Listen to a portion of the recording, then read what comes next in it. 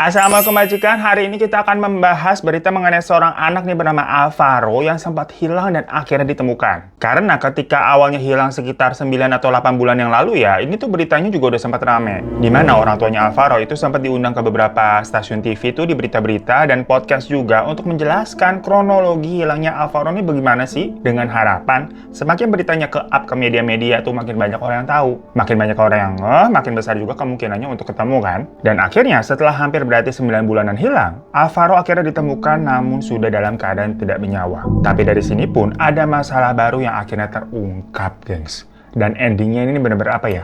Miris banget. Jadi nama panjang dari Alvaro sendiri itu adalah Alvari Kiano Nugroho. Usianya tuh 6 tahun, masih TK, sekolahnya di TK Mardi Lestari di Bintaro. Dari semenjak lahir nih, Alvaro sudah tinggal dengan kakek dan neneknya dari pihak sang ibu. Soalnya ibunya bernama Arum itu posisinya memang kerja sebagai TKW di Malaysia. Sementara bapaknya bernama Agus Nugroho posisinya lagi di penjara karena kasus narkoboy. Makanya Alvaro dititipkan ke kakek dan nenek. Dan Alvaro sendiri ini punya kakak perempuan juga ya gengs, kelas 6 SD. Jadi di rumah itu tuh ada 6 orang gengs, kakek, nenek, Alvaro, kakaknya tadi tuh, dan om sama tante numplek jadi satu di situ. Cuma kalau om sama tantenya itu jarang di rumah karena ya mereka kerja, dan kakaknya Alvaro tadi yang sekolah SD itu juga ya namanya anak SD kan lebih lama daripada jam TK ya. Makanya keseringan Alvaro ini di rumah bertiga aja sama kakek nenek. Saking dekatnya dengan kakek dan nenek, itu memang udah dianggap apa ya, semacam orang tua sendiri bagi Alvaro karena dari bayi kan diurus sama mereka. Setiap harinya ketemu sama mereka juga, sampai-sampai Alvaro ini tuh memanggil kakek neneknya dengan sebutan bapak dan mama. Ya paham kan ya? Saking emang udah nganggep macam orang tua langsung gitu loh. Dan walaupun masih kecil, Alvaro ini bisa dibilang anak yang pemberani, ceria, gesit, dan aktif. Dia itu juga dikenal tuh sama banyak tetangga karena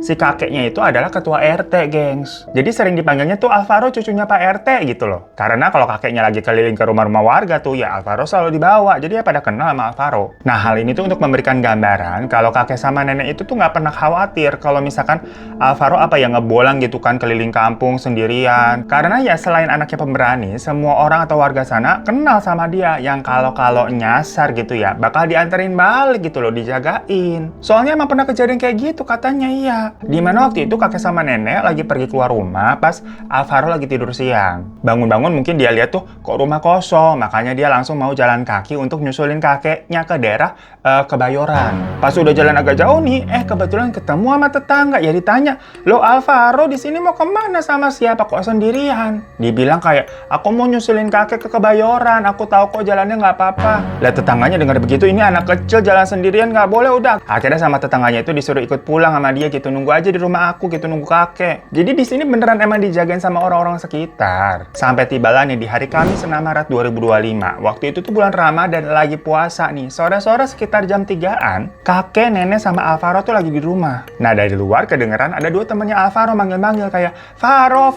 main yuk." Biasa dulu kan kita bocil begitu ya. Nah disautin sama si nenek kayak, "Faronya lagi tidur." Biasa namanya bocil kan disuruh tidur siang begitu, jangan main mulu siang-siang panas. Tapi Alvaro ternyata nggak tidur. Dia langsung excited gitu kan dengar diajak main dan keluar tuh mau nyusul dua temannya tadi. Singkat cerita nih, sampai azan maghrib berkumandang, Alvaro belum pulang. Tapi kakek nenek nih mikirnya, oh mungkin ikut sholat maghrib berjamaah di masjid kali ya, sekaligus hunting free takjil. Biasanya kan kalau bulan puasa suka begitu ya. Namun sampai Isya pun Alvaro tetap belum pulang. Tapi dipikir lagi, oh mungkin lanjut sekalian terawih bareng anak-anak lain. Karena memang biasanya Alvaro ikutan terawih tuh sama bocil-bocil kampung sana gitu kan, main perang sarung. Tapi sampai sekitar jam setengah 10 malam, Alvaro masih belum pulang. Lah kemana ini anak? Barulah dari situ kakek sama nenek nyariin. Tempat pertama yang langsung mereka tuju langsung ke Masjid Al-Mufihun di Bintaro. Tempat biasa memang Alvaro tarawih di sana. Cuma ya jam segitu masjid udah sepi lah, nggak ada siapa-siapa. Akhirnya dicari lagi tuh ke rumah teman-temannya Alvaro. Pokoknya warga-warga sana juga. Pas ditanya, si anak-anak yang tadi nyamperin sore hari tuh malah bilang kayak, "Lah, tadi katanya Alvaro tidur, jadi kita main sendiri." Yang ternyata gengs plot twistnya nih, abis tadi diteriakin sama nenek kayak, "Alvaronya tidur." Nah anak-anak ini tuh langsung pergi dan nggak tahu kalau akhirnya Alvaro keluar buat nyusulin mereka. Karena dikiranya nggak boleh main, disuruh tidur. Jadi mereka dari awalnya mengaku nggak ketemu sama sekali dengan si Alvaro. Ya mulai panik lah kakek sama nenek. Balik lagi tuh mereka ke masjid minta tolong seorang marbot di sana untuk mengecek CCTV. Marbot itu ya penjaga atau pengurus masjid ya. Namun sayangnya CCTV di masjid itu tuh rusak. Jadi nggak diketahui nih apakah Alvaro itu sempat ke masjid atau enggak. Karena ngerasa ini tuh nggak wajar, karena nggak biasanya Alvaro begini, nggak pulang gitu kan sampai larut malam. Si kakek pun langsung pergi ke polsek buat bikin laporan anak hilang. Cuma ya seperti biasa, ini tuh belum bisa diproses karena belum 1 kali 24 jam. Alhasil, malam itu kakek pulang dengan tangan kosong. Tapi yang bikin sebenarnya kakek ini masih optimis adalah malam itu pun para warga nih banyak yang ikut nyariin Alvaro. Mulai dari anak muda Karang Taruna, ormas setempat, babinsa, pokoknya banyak orang lah kumpul untuk mengatur strategi ini mencari Alvaro. Sampai di hari berikutnya, setelah warga udah ngubek-ngubek satu kampung tuh, Alvaro tetap belum ketemu. Barulah dari situ kakek buat laporan lagi ke polsek karena udah 1 kali 24 jam. Dan di situ polisi bergerak melakukan investigasi. Nah, di hari ketiga, tiba-tiba marbot masjid tadi tuh bilang nih ke kakek, "Pak RT," kakek kan sebutannya Pak RT ya. "Sebenarnya kemarin itu ada yang nanyain Alvaro, ngakunya dia adalah bapaknya Alvaro." Lah maksudnya kenapa baru bilang gitu? Ini udah 3 hari berlalu loh, kenapa nggak dari awal aja gitu kan? Agak gregetan emang. Dimana menurut keterangan marbot tadi tuh, pas sore hari dia ngeliat nih, ada bapak-bapak gitu kayak celingak-celinguk kebingungan di masjid. Ya makanya sama dia disamperin ditanyain, "Nyari siapa pak?" Dijawab, "Nyari Alvaro, saya bapaknya Alvaro." Ya balik lagi, Alvaro kan terkenal tadi kita udah bilang ya. Jadi si marbot bilang kayak, "Oh kalau anak-anak tuh biasanya ada di atas di lantai 2. Coba aja cek di situ ada nggak Alvaro." Ya udah abis itu ditinggal sama si marbot karena dia mau nyiapin takjil buat buka puasa. Dan nggak tahu menau lagi apakah si bapak-bapak tadi tuh akhirnya ketemu sama Alvaro di lantai 2 apa enggak. Nah dari keterangan itu, polisi pun langsung mencari tahu kan info bapaknya Alvaro. Karena orang yang ngaku-ngaku bilang dia adalah bapaknya Alvaro itu kan pasti bukan bapak kandungnya nih. Karena bapak kandungnya kan lagi di penjara Cipinang tadi ditahan narkoboy. Sampai 2 minggu selanjutnya belum ada petunjuk yang jelas soal keberadaannya Alvaro tuh di mana. Ada yang bilang katanya sempat ngeliat dia di Terminal Tanjung Priuk, ada yang sempat bilang katanya ngeliat di Cengkareng, ada yang ngeliatnya di Pondok Cabe, pokoknya simpang siur dah. Pokoknya setiap ada petunjuk tapi ya keluarga tetap ikhtiar ngedatengin lokasi-lokasi yang disebutkan tadi. Cuma nggak ada tanda-tanda keberadaannya Alvaro sama sekali. Nah, berita hilangnya Alvaro ini akhirnya disampaikan juga ke para wartawan yang kemudian beritanya tuh viral, masuk ke media-media besar semacam kayak TV News, iNews, Tribunnews, pokoknya banyak deh. Hingga akhirnya kasusnya juga naik tuh dari Polres ke Polda karena sudah dianggap sebagai berita nasional, masuknya kan ke berita-berita besar ya. Dimana Polda ini sampai membentuk tim khusus pencarian Alvaro. Mereka melakukan pendekatan ke anak-anak satu kampung yang ada di sana tuh. Sekitar pokoknya ada 17 anak tuh yang didatengin gitu kan, mereka dikasih jajan, diajak ngobrol santai untuk mendapatkan informasi. Ada nggak kalian nih ngeliat Alvaro? Mungkin jalan kaki, ngeliat boncengan motor sama siapa gitu, atau dibawa masuk ke mobil. Tapi semua jawaban dari anak-anak itu tetap sama, kalau nggak ada yang ngeliat Alvaro hari itu. Dari sini, apa sih yang kemungkinan terjadi sama Alvaro? Kalau hanya tersesat, maksudnya harusnya dia bisa pulang, karena Alvaro ini anak yang cerdas. Dia ini bisa mengingat arah rumahnya dengan jelas, atau minimal minta tolong ke orang lain gitu kan, ngasih tahu alamatnya dia, karena dia hafal juga dengan alamat rumahnya. Namun, mengingat cerita marbot tadi kalau ternyata ada seorang bapak-bapak misterius yang nyariin Alvaro, maka kemungkinannya Alvaro dibawa sama orang yang memang dia kenal atau dari pihak keluarga. Nah, dari situ pun akhirnya juga diketahui kalau Alvaro memang punya bapak sambung alias bapak tiri. Jadi ternyata, gengs, bapak kandungnya Alvaro tuh selain lagi di penjara, dia memang sudah pisah juga dengan ibunya Alvaro atau Bu Arum. Nah, di Desember tahun 2023, Bu Arum ini tuh menikah lagi dengan seorang pria bernama Alex Iskandar yang berusia 49 tahun. Yang setelah menikah, Alvaro sama kakak perempuannya tadi tetap ikut kakek sama nenek ya. Sementara Bu Arum sama Alex ini tinggal di tempat lain, yang awalnya semua lancar-lancar aja. Bu Arum sama Alex rutin seminggu sekali main ke rumah nenek sama kakek buat jenguk anak-anaknya. Tapi kemudian belum ada menikah selama setahun ya, pokoknya di bulan April 2024, Bu Arum itu memutuskan untuk menjadi TKW ke Malaysia. Yang semenjak itu, Alex ini hanya sesekali aja tuh main ke rumah kakek sama nenek, nggak sesering waktu dulu masih sama Arum. Ya mungkin karena gimana pun juga Alvaro ini kan anaknya Arum ya, bukan anak kandungnya Alex. Nah ternyata keputusan Arum ke Malaysia ini tuh bukan sekedar untuk nyari kerja aja, tapi memang hubungan pernikahan mereka berdua tuh yang baru seumur jagung dengan Alex itu memang lagi goyah. Jadi kepergian Bu Arum ke Malaysia itu bisa dibilang semacam pelarian juga. Tapi dari pihak Alex ini tuh masih mau mempertahankan rumah tangganya. Makanya Alex ini masih nyempetin buat ketemu sama mertua dan anak sambungnya itu untuk bisa mendapatkan hatinya Arum lagi. Ya biar ada image dia tuh laki-laki baik-baik lah. Dan setelah tahu Alvaro ini menghilang, tentunya Bu Arum ini langsung balik ke Indonesia dan ikut mencari Alvaro. Pokoknya dari situ Alex diinterogasi sama polisi lah, ditanya-tanya. Dan semua keterangan dari Alex ini dianggap ya lurus aja gitu loh. Bahkan Alex ini juga akhirnya banyak ngebantu untuk nemenin kakek sama nenek nyari Alvaro, kemana-mana tuh ditemenin. Termasuk Alex juga tuh yang bekerja pasang poster-poster tuh dicari anak hilang gitu kan. Dia juga sempat ikut diwawancara oleh media tuh terkait hilangnya Alvaro. Jadi Alex di sini tuh dianggap bukan orang yang patut untuk dicurigai. Lanjut 4 bulan berlalu nih masih belum ada kabar. Tapi keluarga tetap nggak menyerah. Mereka terus berusaha mencari Alvaro kemanapun. Bahkan sampai udah di tahap nyoba nyari petunjuk ke beberapa dukun. Ya bisa gimana, bukan apa-apa. Nyari keliling udah nih, lapor polisi udah, berdoa udah, sampai ke media-media juga semua udah dilakuin. Ya makanya nyoba ke paranormal kali-kali bisa nerawang. Dan kebanyakan dukun-dukun tuh bilangnya Alvaro masih hidup, dalam keadaan sehat, dan dirawat sama seseorang begitu loh. Macam kayak cerita-cerita FTV. Tapi tiap kali ditanya, dirawat sama siapa? Orangnya siapa? Boh, nggak ada dukun yang bisa menjawabnya, pada nggak tahu. Tapi sedihnya gengs ya, udahlah mendapatkan cobaan seperti ini istilahnya ya. Ada aja gitu orang-orang jahat yang berusaha mengambil keuntungan dari kasus ini. Karena sejak berita Alvaro menghilang, nomor keluarga dari Alvaro itu kan kesebar ya. Tujuannya apa ya? Supaya lebih gampang dihubungi nih keluarganya misalkan ada informasi seputar keberadaannya Alvaro. Tapi yang terjadi, justru ada pihak-pihak yang tidak bertanggung jawab. Yang ngaku-ngaku udah nemuin Alvaro lah, terus minta ongkos gitu bilangnya buat nganterin Alvaro pulang. Giliran diminta video call dulu kan buat bukti gitu kan, memastikan kondisinya Alvaro bener nggak ini ketemu gitu. Lah orangnya banyak alasan. Bener-bener nih orang kalau nipu-nipu gitu jahatnya nggak ada ngotak ya. Dan semakin hari berita soal kehilangannya Alvaro ini tuh makin lama ya makin meredup gengs, karena tergantikan dengan isu-isu berita lainnya. Soalnya ya macam kemarin tuh artis selingkuh tapi ngakunya nggak tahu kalau si suaminya ternyata belum cerai gitu, atau kasus tumbler tuku itu juga ramai banget kan. Banyak lah pokoknya hal-hal yang terjadi di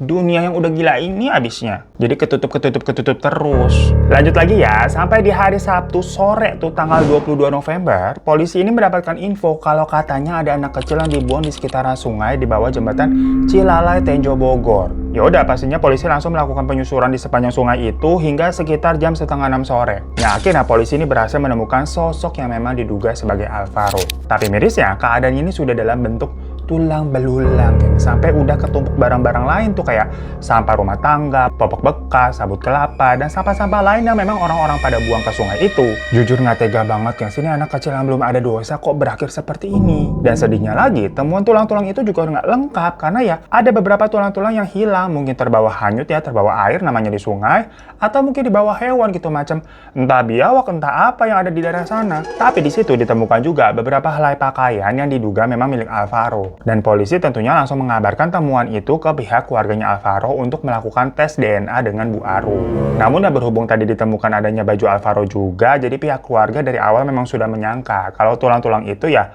punyanya Alvaro. Meskipun di sini hasil labnya itu belum keluar ya. Tapi pertanyaannya, kenapa Alvaro bisa berakhir seperti itu? Dan polisi juga bisa dapat info dari mana nih kalau katanya ada yang buang anak kecil di sana? Nah ternyata info tersebut dari teman sang pelaku. Yang mana pelakunya adalah bapak sambungnya Alvaro sendiri, yaitu Alex, gengs. Orang yang padahal ikut membantu mencari Alvaro sampai ikut nyebar poster juga. Ternyata dia musuh dalam selimut. Lah terus kok bisa Alex yang awalnya nggak dicurigai ini tetap akhirnya mengaku? Nah ini ceritanya agak panjang. Kita mundur dikit ke belakang sebelum tulang-tulang tadi ditemukan. Jadi sekitar bulan September atau 6 bulan lah setelah Alvaro menghilang, ada seorang warga yang random aja sebenarnya tiba-tiba dapat info soal Alvaro. Warga itu namanya Bapak Reza. Nah, Bapak Reza ini punya ART. Si ART-nya ini punya anak udah SMA dan temenan sama keponakannya Alex. Ini agak ribet tapi semoga majikan paham ya. Jadi anggap aja nih biar gampang, keponakannya Alex tuh namanya Budi dan si anak ART-nya itu tuh Ali. Nah, si Budi ini sebagai keponakannya Alex gak ngelihat langsung sih proses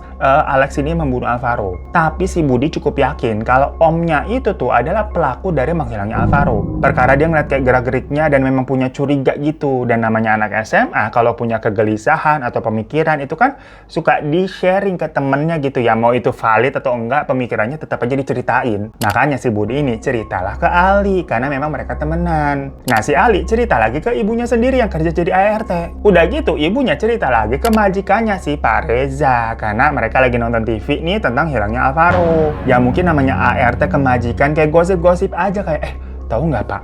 Itu tuh Alvaro tuh kata anak saya nih, dia temenan sama ponakan bapak sambungnya Alvaro itu tuh namanya Alex tuh. Sebenarnya si Alex itu tahu pelakunya apa yang ngabisin Alvaro sendiri. Kira-kira begitulah gengs ya. Jadi dari mulut ke mulut ini jatuhnya, paham ya? Tapi waktu itu Pak Reza nggak terlalu menanggapi, karena kan macam denger gosip dari ART-nya, belum tentu valid ini kan. Jadi ya udah, selama beberapa bulan orang yang YTTA yang tahu-tahu aja nih tentang gosip tadi tuh tentang Alex dan Alvaro itu pada diem-diem baik. Sampai akhirnya berita Alvaro itu masuk lagi ke FYP medsosnya Pak Reza. Dari medsos itu Pak Reza bisa melihat kan berita-berita tentang keluarganya Alvaro yang udah 9 bulan berlalu tapi tetap nggak menyerah, terus tetap berusaha mencari Alvaro. Dari situ hatinya Pak Reza tergerak. Dia membayangkan kalau dia ada di posisi kakek sama nenek yang cemas gitu, anaknya hilang gitu kan, nggak ketemu-ketemu bagaimana. Makanya di pertengahan November Pak Reza nih memberanikan diri untuk datang ke kantor polisi buat nyeritain info random dari ART-nya itu. Siapa tahu nih bisa berguna. Ya nggak tahu kan,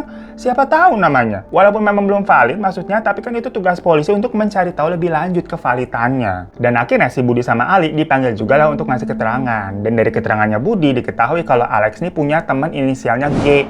Ya interogasi juga nih si G nih. Nah dari situ baru diketahui kalau ternyata si G ini bisa dijadikan saksi kunci karena G ini adalah temannya Alex dari lama. Ya menurut si G nih, Alex itu memang sempat minta bantuan buat ngebuang kantong plastik hitam gitu ke sungai. Si Alex nih bilangnya itu isinya bangkai anjing. Ya G percaya aja kan, emang udah teman. Dia nggak ngebuka untuk memeriksa isi kantong hitam itu sebenarnya apa. Dan dari keterangan G ini pula lah polisi ini bisa menemukan tulang-tulang tadi karena kan dia yang ngebuang. Ya perkara itu kantong awalnya dari Alex, ya langsung lah Alex ditahan, berarti dia pelakunya gitu loh. Setelah Alex ditangkap dan didesak, ya akhirnya dia ngaku mau nggak mau. Yang ternyata motif dia menghabisi Alvaro adalah dendam dan cemburu.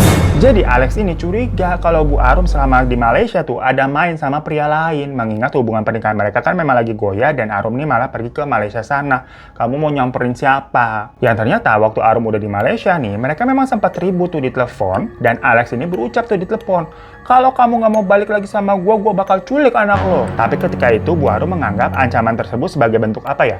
Ungkapan kemarahan dari Alex doang aja, geretak sambel. Karena setelahnya Alex ini sesekali tuh masih datang ke rumah kakek nenek, tapi ya baik-baik aja gitu, malah suka jajanin Alvaro. Jadi nggak kepikiran kalau Alex ini jadi jahat beneran. Dimana Alex ini memang terlihat masih mau berusaha untuk memperbaiki hubungan dengan Bu Arum dan meminta Bu Arum untuk pulang kan. Cuma dari Bu Arumnya ini memang udah nggak mau lagi. Makanya karena sakit hati mungkin nggak diterima untuk balikan gitu istilahnya. Jadinya Alex ini akhirnya beneran serius untuk nyulik Alvaro. Dipikirkan Alvaro ini pasti adalah sesuatu yang sangat berharga untuk Arum, sesuatu yang pasti bikin Bu Arum sedih kalau Alvaro kenapa-napa. Makanya di tanggal 6 Maret 2025 itu, Alex nekat ngebawa Alvaro dari Masjid Muflihun itu ke rumahnya.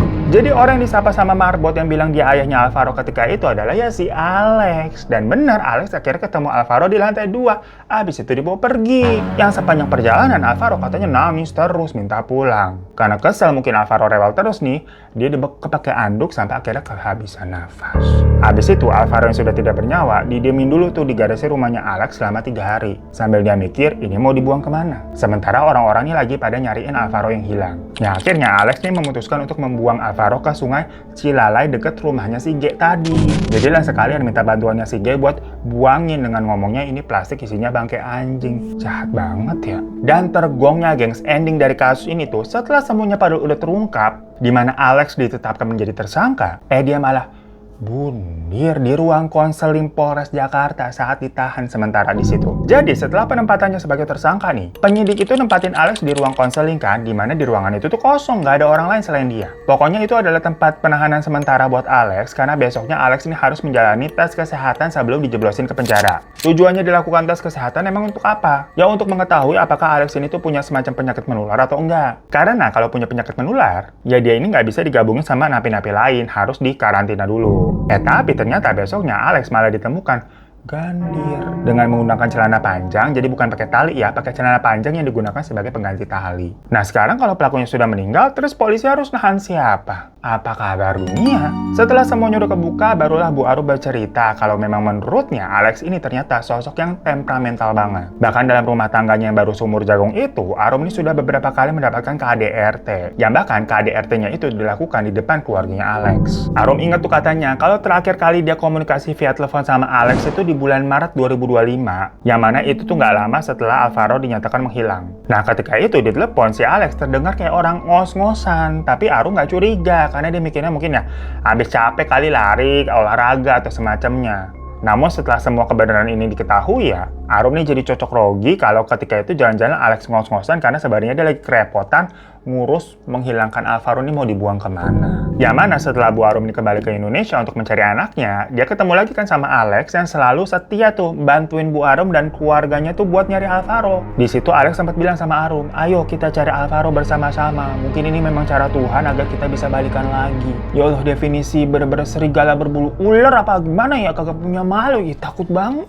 Ya keluarga Arum sendiri pun nggak menaruh curiga sama sekali dengan Alex ya, karena si Alex ini image-nya beneran sebaik dan seperhatian itu kelihatannya. Udah gitu Bu Arum juga ternyata nggak pernah cerita masalah KDRT yang dia terima dan sifat temperamentalnya Alex, jadi nggak ada yang tahu keluarga mengenai si Alex. Dikiranya mah bye-bye aja image-nya. Sementara tuduhan Alex mengenai perselingkuhannya Arum di Malaysia yang bikin Alex jadinya dendam dan cemburu gitu ya, Bu Arum bilang itu semua cuma ngadi-ngadi. Maksudnya dia nggak deket sama siapa-siapa, pure kerja di Malaysia. Ya alasan lain untuk mencari duit buat menghindari si Alex emang. Ya emang dasarnya si Alex abisnya posesif. Tapi ya gimana pun juga semuanya sudah telat gitu ya, dimana Alvaro sudah nggak ada dan Alex sebagai pelakunya juga sama-sama udah nggak ada.